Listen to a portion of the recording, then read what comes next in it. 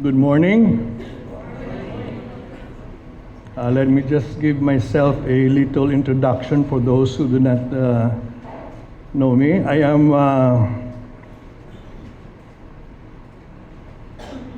Prandy Yulo po from the Purpose and Passion Ministry.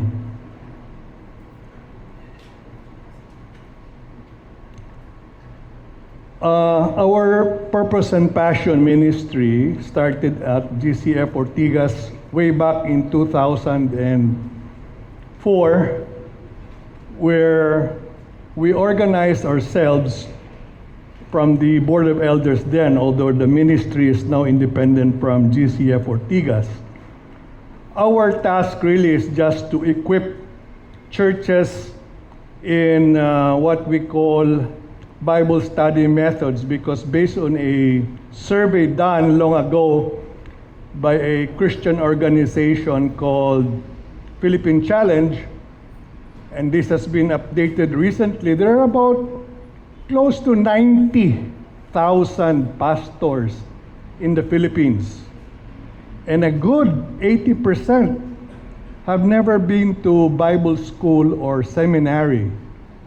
So you can imagine pastors preaching every Sunday, ill-equipped. So we have spent our ministry's resources to teach for free all over the Philippines, pastors, church leaders, youth, and even those interested to learn about how to correctly read and understand the Word of God.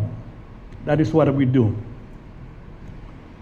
But this morning, I will be visiting the oftentimes neglected, if not under-preached sermon topic in churches until now, unless somehow there is a specific need for it.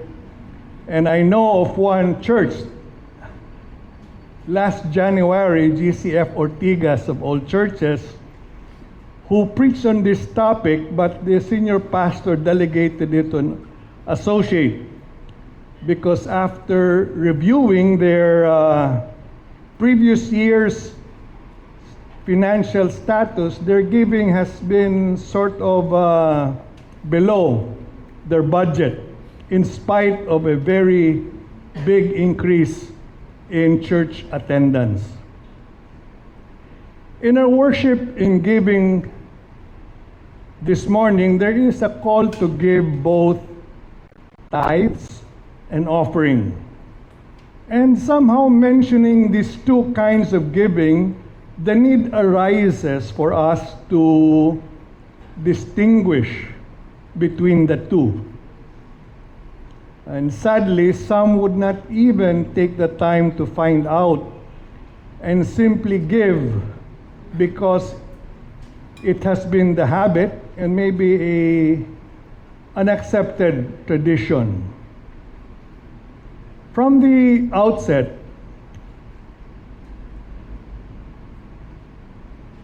let me just explain that this sermon I'm about to give, if you want to call it that, is coming from a teacher, not from a preacher. You see, preaching focuses on proclaiming, urging action and life change, typically through a one-way sermon designed to inspire. Teaching, on the other hand, which I will be doing, focuses on explaining, instructing, and knowledge transfer to foster understanding and spiritual growth. Preaching inspires, while teaching trains, but both utilizes, of course, biblical truth.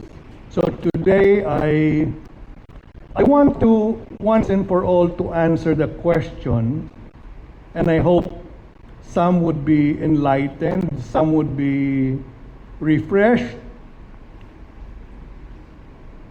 with the question, is the giving of tithes a must or a may for Christians? A must being we must do, otherwise we disobey God. Or is it a may, something that we could voluntarily, as an option, do? I think the best way for us to understand before we even consider answering that question is to find out really what the Bible teaches about giving. So this morning I will present the historical and maybe the cultural context before we can even consider applying this topic on giving in our present situation. The word tithe occurs 23 times in 20 verses in the English Standard Version of the Bible. Twice only in the New Testament, and 21 times in the Old Testament. Something to consider when one is repeatedly mentioned several times in the Old Testament, it infers something important. So why 4 times as much in the Old Testament? That is the question you want to answer. In the Old Testament, tithing, which comes from the Hebrew word mazer, means a tenth, 1/10. But even before the law was introduced to the Jews, there is already the practice of tithing, which proponents of tithing today often point to the examples of Abraham and not as well-known Jacob. Abraham, before he was called Abraham, was Abram. And that was the time he gave tithes to a person by the name of Melchizedek, found in Genesis 14 verse 20, where he gave a tenth of not his riches, not his income, not his treasure, but from plunder, spoils of war, to Melchizedek. When he was asked by certain kings to help them defeat their enemies. Take note, plunder was his tithe to Melchizedek.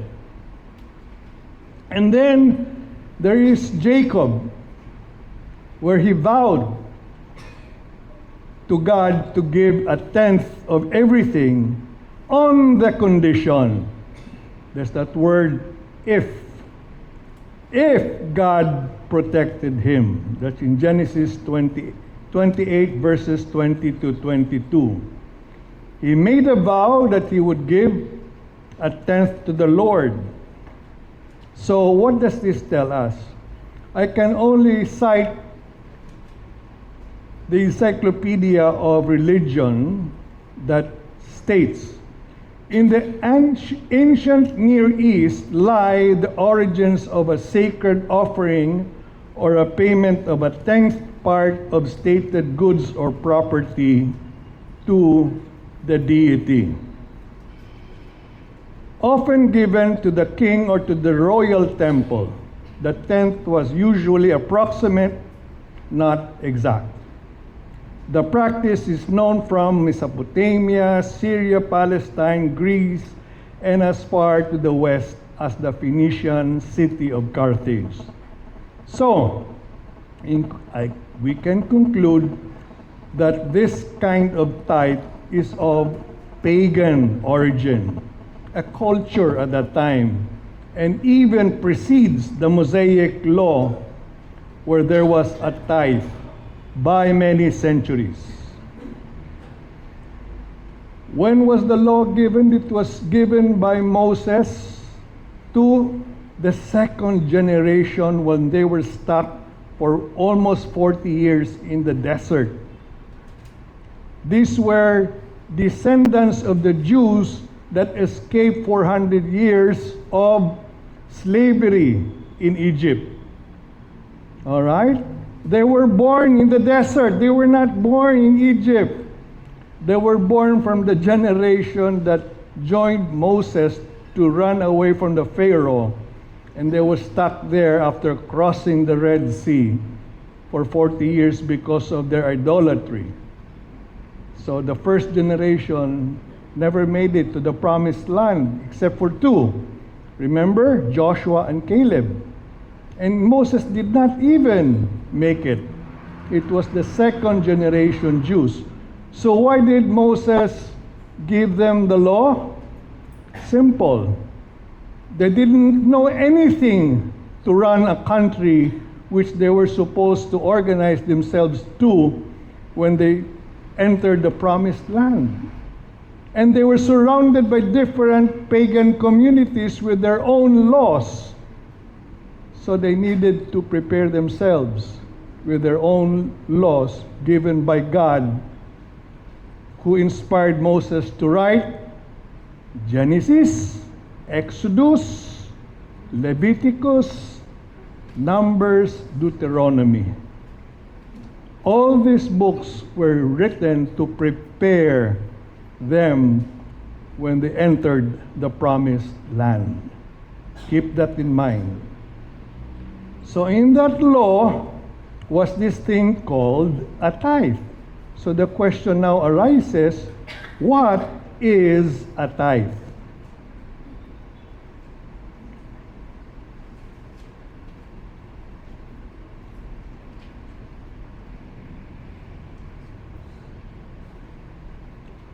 In what form were the tithes? Well, essentially, God is declaring that 1/10 of all the produce of the land, and the livestock belongs to Him. This is essentially what it means to be made holy or sacred for God. So fundamentally, God views that 1/10 of their production belongs to God, and the Israelites would return it to God. That's the tithe. Not money, not treasure, but produce from the land. Keep that in mind again. That was the tithe in the Old Testament. And why were they required? Well, because of the 12 tribes, only 11 were given land in the promised land. One tribe was not given any inheritance of the land. Who were they? Levites. Who were the Levites? They were the full-time tribe tasked with working in the temple, assisting the priests who came from a specific line of the Levite tribe, from the line of Aaron. Okay? Let me just read to you the passages from Numbers, book of Numbers, chapter 18, verses 20 to 21, which I will not show here. And the Lord said to Aaron, "You shall have no inheritance in their land, neither shall you have any portion among them. I, God, am your portion and your inheritance among the people of Israel. To the Levites I have given every tithe in Israel for an inheritance in return for their service that they do, their service in the tent of meeting." Because at that time when they were in the desert, they had a tent. They didn't have the temple yet. So, what's the purpose? Primarily to support the Levitical priesthood, who had no land, and funded the temple and the festivals that were required to be conducted there. They were given to the Levites to sustain them, since they could not sustain themselves because they had no land. Okay? Let's make that clear.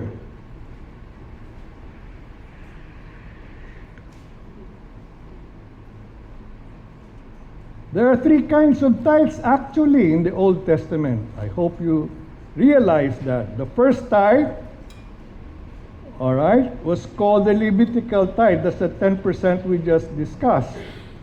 Everything from the land of the 11 tribes that were produced, every harvest, 10th of that was given to the Levites. The second tithe is called the festival tithe, which is also every year, 10% for feasts and celebrations. That's found in Deuteronomy. And after that, every 3 years, another tithe collected for the poor and the needy.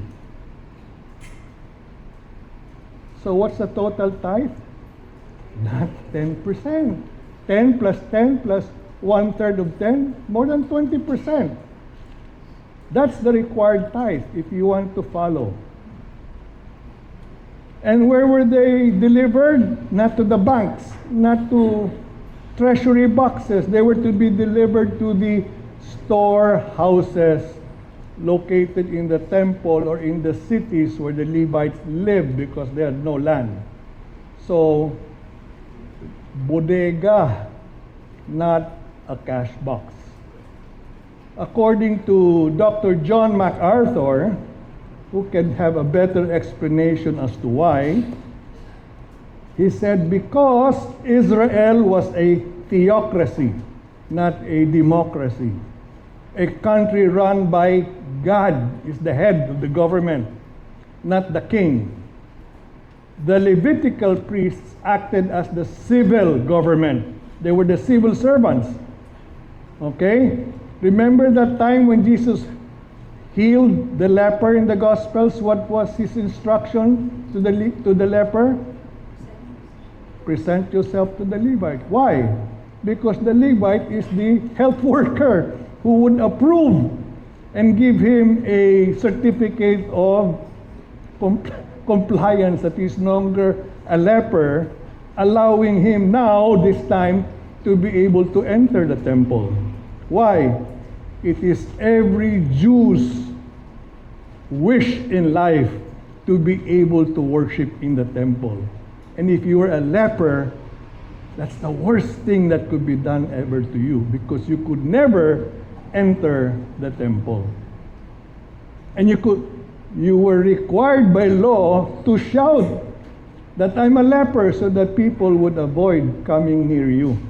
That's the worst thing for a Jew to be, because the law required that you have to worship in the temple. And there is that provision even as well to prove that the Levite is a civil worker. If you have molds in your house, only a Levite could certify that your house is livable again, to check on the conditions on the mold. So many things that the Levite had to do besides assisting the priest in the temple. Okay?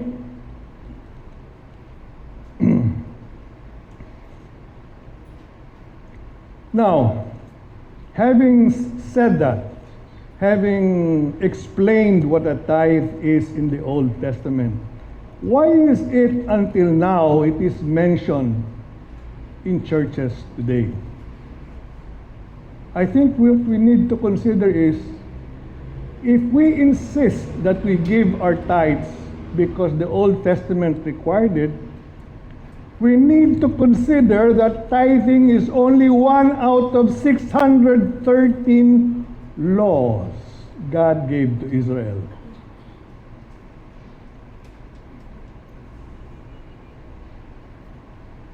The tithe, okay, is only one. So what about the other 612? What gives you the reason not to follow it and just follow the one thing? That doesn't make any sense, right? There is the worship law, there is the civil law, and there is the moral law, if you were to just organize them into three major categories. So, I think the civil law, you can no longer follow because there are no longer Levites. There are no longer worship laws because there is no more temple. There is only the moral law. embodied in the Ten Commandments. Thou shalt not kill, thou shalt not steal, thou shalt not tell a lie, you should worship God, etc., etc. All right? So I think that's very clear. Unless you could explain why you could not follow the 612 but must follow the one thing left, leaves much to the imagination. So, why do we still practice tithing today? You know, for 700 years after Jesus went up to heaven, there was no mention of tithing in any document in church history. They only started tithing 7 centuries later and used the Old Testament as basis because at that time there was already a need for some kind of financial support for, at that time, the priests, because there were no pastors, and it carried over. And then when the American missionaries came to the Philippines, unfortunately they also introduced that practice, and it became the tradition of the first generation Protestants in the Philippines, and we are products of the first generation. Without really using our own resources to find out, is it biblical or is it just tradition? So,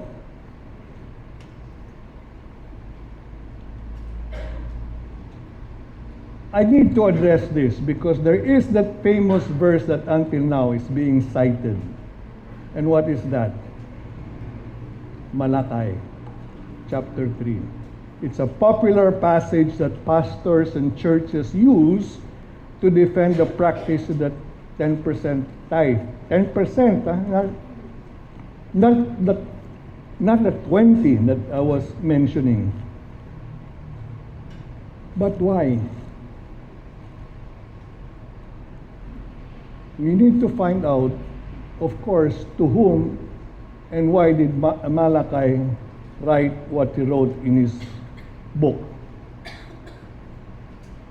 When we study the passage in context, there is a completely different emerging picture. When you study a book of the Bible, one of the primary things to look for is who is the book being addressed. Who is it written to, and who is the audience? Here you go. Who did the author have in mind when he wrote? And here, this question is easily answered, for Malachi refers to them directly. He mentions them several times, and he's not talking to the Jews in general. He's talking to the priests, not the Jews, in Malachi. You have to read from chapter 1. You cannot jump to chapter 3 and think that he is talking to the Jews who is robbing him, God. Actually, it's the priests. Unfortunately, however, this is not explained with churches. Actually, the largest Pentecostal denomination in the Philippines, this is one of their statements of faith, where tithing is required because they cite Malachi 3:10. I don't need to name that denomination, but they're the largest, even international denomination, not just a local denomination. So, why the priest? Well, if you read further, in verse 13, which I will no longer show here, the priests were sneering at the commands of God. They were saying such things as weariness. They bring contemptible offerings, in other words, not clean offerings to God, animals that were even stolen, animals that were sick or lame. And there's required in the law, what you offer has to be a perfect animal. they exploited wage earners, widows, and orphans in chapter 3, verse 5. And they are the ones robbing God of the tithes and offerings that belong to God. In other words, they were robbing even the tithes of the Levites. Instead of getting the tenth of the Levites, they're getting more. And that's what happened. So, that these verses are speaking specifically to the priests is clear from the little phrase at the end of Malachi 3:10. God says that they are not only robbing God, but are robbing the entire nation as well. Because as priests, they represent the nation to God. They are the in-between. And by having imperfect offerings, robbing the tithes, they deprive the whole nation of a perfect worship required by God. So I think I've exhausted my biblical arguments that the Old Testament requirement on tithe is something that we must not just understand, but answer the question, is it still a must? I think I'm leading to that point. Give me more time. The New Testament, okay? We are no longer under the law. The law means the 613. And it's very clear in Romans chapter 10.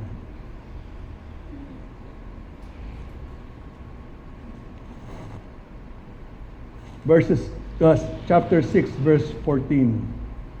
We are no longer under the law, but under grace. It means that we Christians are freed from the domination, from sin and the legalistic obligation to earn salvation through perfect obedience. Instead, we live under the favor of God and His empowering grace through Christ Jesus that motivates righteousness from love, not fear of condemnation. So let me just expose it or explain a bit. What does it mean? What are the aspects of being under grace, which we are? Being under law means trying to gain righteousness through human effort, which is impossible due to sin, leading to condemnation. Grace frees the believers from this failure, as Christ Jesus fulfilled the law's requirement.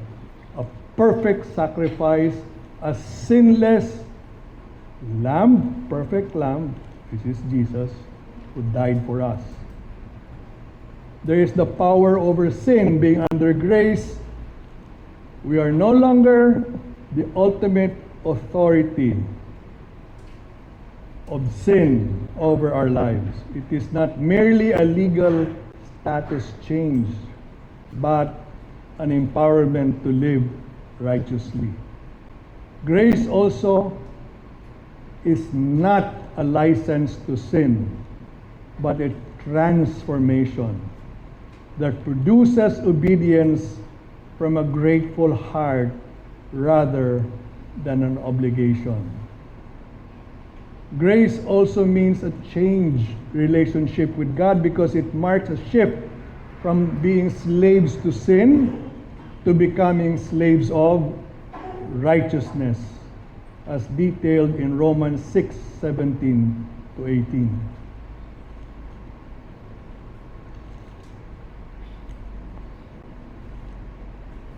And there's grace that is a focus on the heart. Grace focuses on inner transformation and the desire to please God. Romans 10:14 says that Christ ends the law so that there may be righteousness for everyone who believes. For Christ is the end of the law for righteousness to everyone who believes.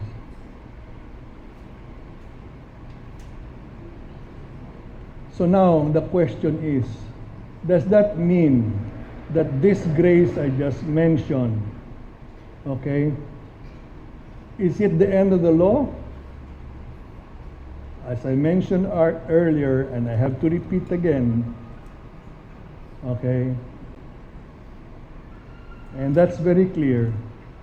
5:17, do not ever think that Jesus came to abolish, but he fulfilled them.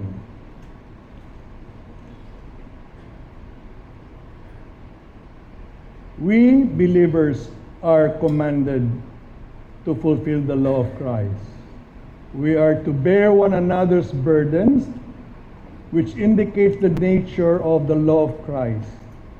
It is now the commandment of love.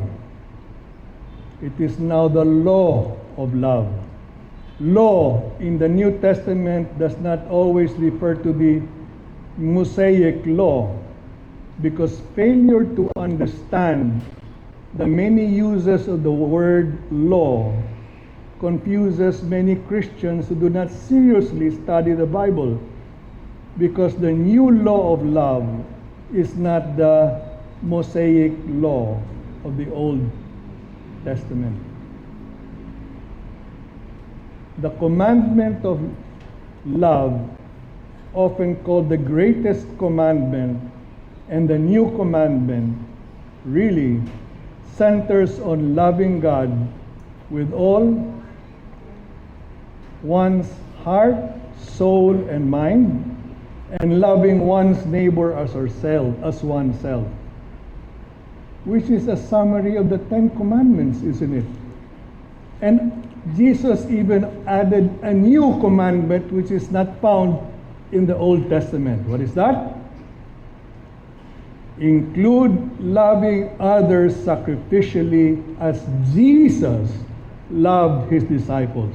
Love one another as I loved you, which serves as the ultimate standard for Christian conduct.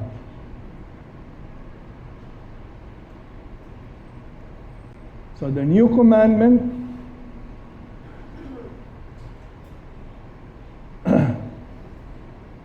is embodied there. Jesus gave a new directive.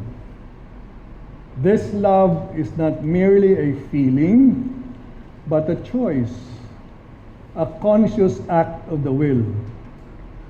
And that reminds me of how he answered that expert of the law in the parable of the Good Samaritan when he was asked, "Who is my neighbor?" And he gave the parable of the Good Samaritan, and that expert of the law was expecting that those who would help that victim on the road would be one of his compatriots, maybe a Levite, maybe a priest. But no, of all people, who saved that person? A Samaritan. And when Jesus asked that expert of the law, who is that neighbor? That teacher of the law could not even answer, could not even use the term Samaritan.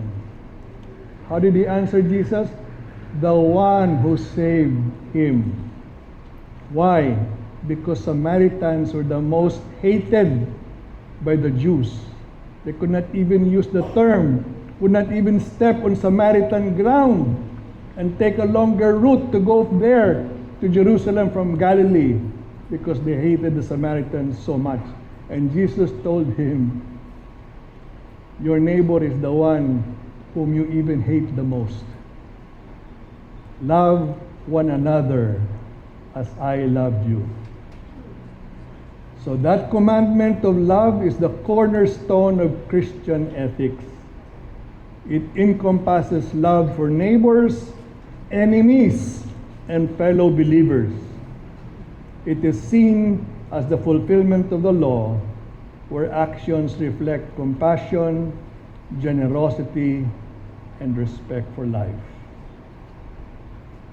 So, Where does tithing fit in the commandment of love? You have to go back to our message. Well, the New Testament does not explicitly mandate a 10% tithe, but instead calls for generous, proportionate giving. If it is your desire to maintain the giving of a tithe, it's not forbidden either. Make it 12, make it 20, make it 3%, whatever. But don't consider it a sin if you fail to do so because you don't have the means for the moment. You have huge hospital bills to pay. Don't make that ever be a reason that you could not give a tithe. I mean, if you cannot give a tithe. I mentioned earlier, however, let me make this clear, that there are only 2 times in the New Testament where it is used. And these are found in the Gospels of Matthew 23 and Luke chapter 11, which I need not show, but give you an overview. Why did Jesus teach tithing in the New Testament? But again, you have to find out, be sure, to whom was Jesus talking to? Well, he was talking to the scribes and the Pharisees. At that time, they were still under the law. And he was telling them, hypocrites, you tithe mint and dill and cumin, but you have neglected the weightier matters of the law, which is what? Justice and mercy and faithfulness. These you ought to have done without neglecting the others.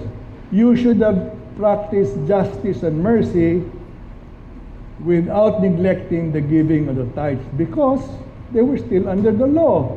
Jesus has not yet reached Calvary to fulfill the law. All right?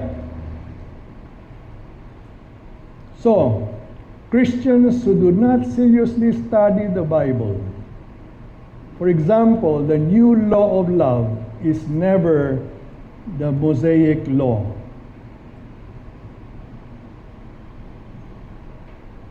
Now,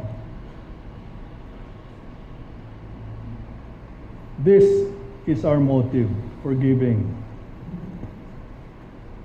2 Corinthians 9:7. Followers of Jesus, we are no longer under the law. We are under the law of Christ, the law of freedom and liberty. And as such, everything we own belongs to God, and He does want us to use what we have and what we earn to help advance His kingdom through generous giving and by loving and serving others. This is what Jesus and the rest of the New Testament scriptures teach about giving.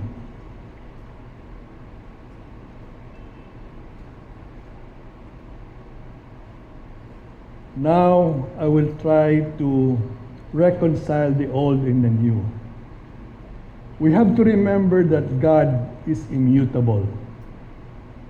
God does not change in His being, perfections, purpose, or promises, and He remains eternally consistent.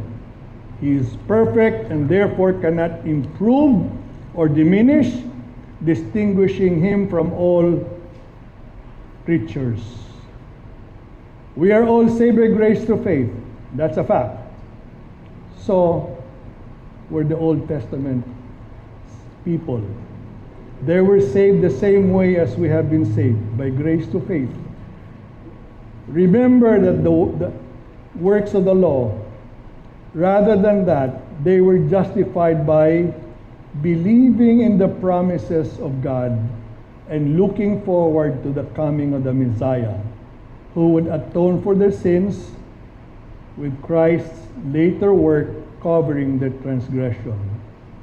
If you read Hebrews, they name the Old Testament saints as to how they were saved. It was always by faith, not by the works of the law. Now, as I come near to the end of my message, how do we reconcile with our topic on giving? I think the best way is to give you an illustration. Is the giving of tithes a must or a may for Christians?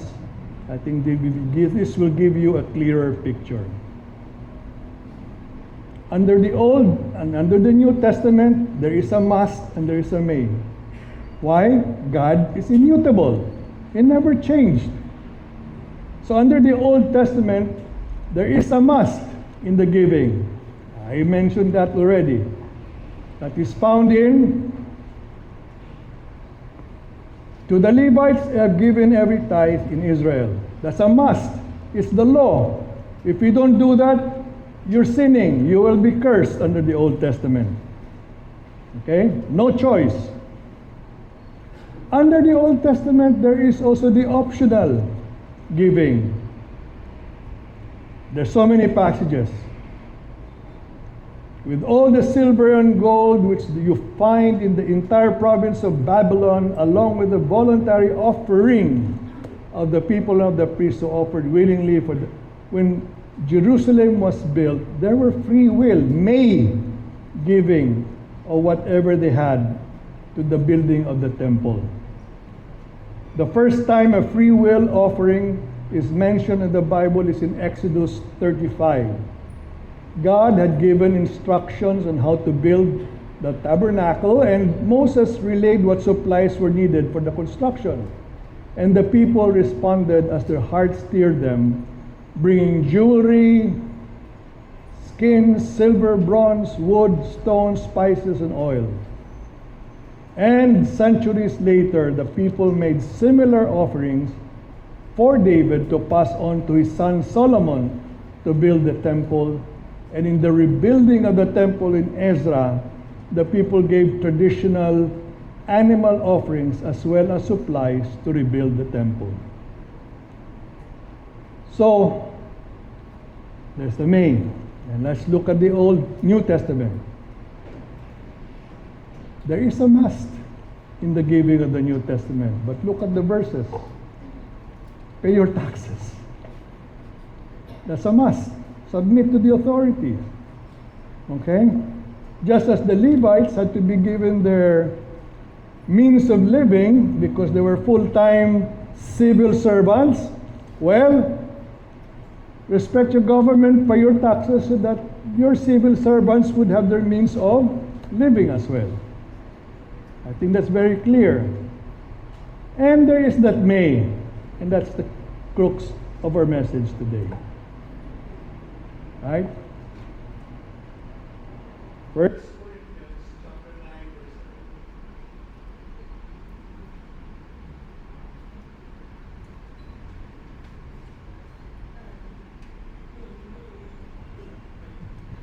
7. Today, we celebrate Palm Sunday.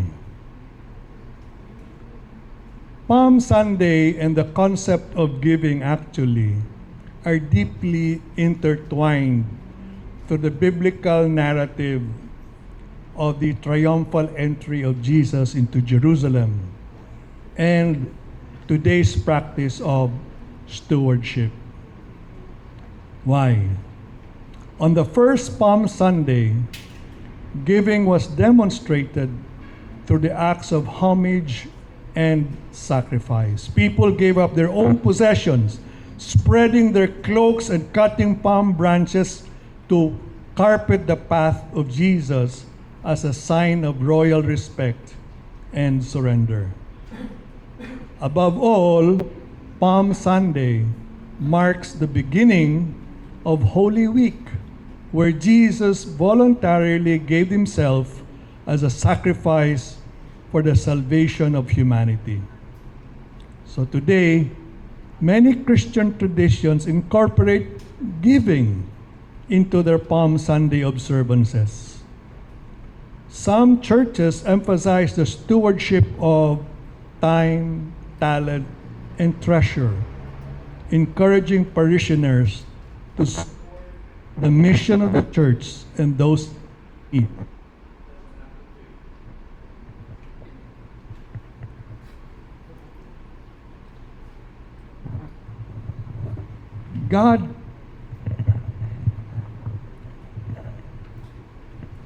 God is more interested on the why we give than the how much.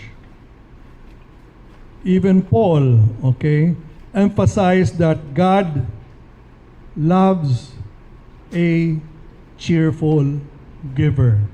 That is why giving is a motivation of the heart. If you feel so obligated, if you feel so guilty that you cannot give, do not give, because God requires a cheerful giver. And that is how we give. Every Sunday, we give because we want to worship Him. And that is why it is also called worship in giving. Everything belongs to God. Do not quantify what you give to God with 1 or 10. 100% belongs to God. So whatever comes to your mind, determined by your heart, motivated with joy, that is what you give. Secondly, it's not only treasure, time you can give.